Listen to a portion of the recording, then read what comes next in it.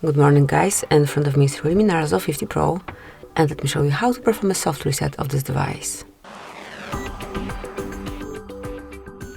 So if you wish to force a restart of this device, all you need to do is to tap on power button along with volume up buttons.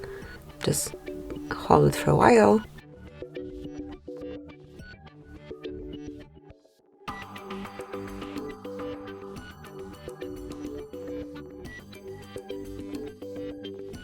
And once you feel the vibration, you can release the buttons and just wait a couple of seconds.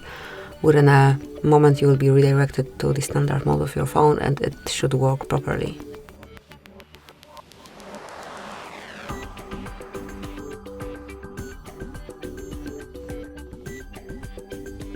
So that's it, that will be all.